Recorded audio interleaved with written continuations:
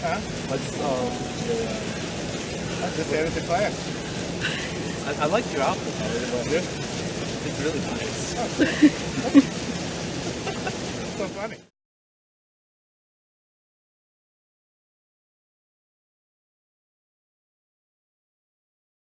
So basically, what we're doing is we're creating a video to raise awareness about HIV.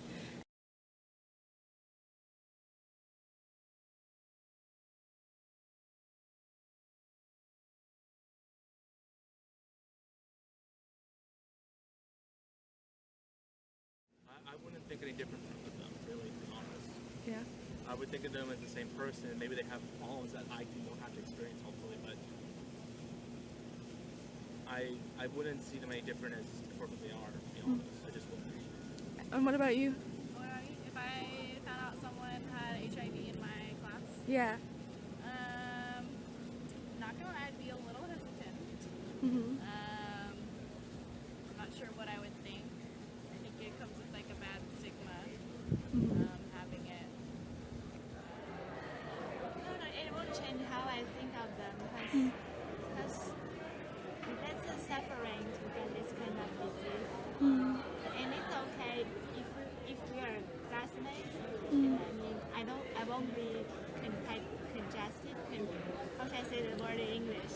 I won't be affected by this disease.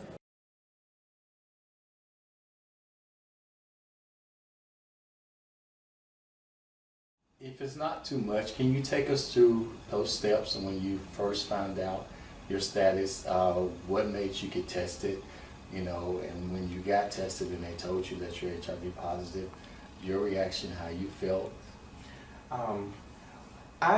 First of all, I had lived out of state for a number of years, and when I moved back to Mississippi in 2011, I decided, hey, I had not had a test in a long time, so I decided to go and get tested.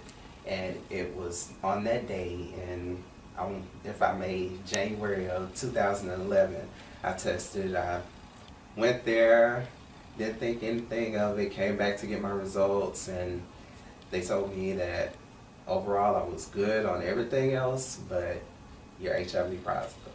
And it was like a whirlwind. It was like a tornado almost. It went off. It was so many emotions that just went through my mind that I just didn't know who to call. I didn't know who to tell. I didn't know like how I should tackle the situation. Okay. And how has your life changed since you were diagnosed with HIV? I think at first I just didn't want to think about it and just ignore everything around me because it was so extreme emotional. And after 2.5 years, I started to accept what happened to me. I started to think about in my life and my future, and I realized that I had two choices. I could just wait and sit in a corner and cry, or make something from my life and try to help other people with my experience. A blood donation sample from me had reacted positively to an HIV test.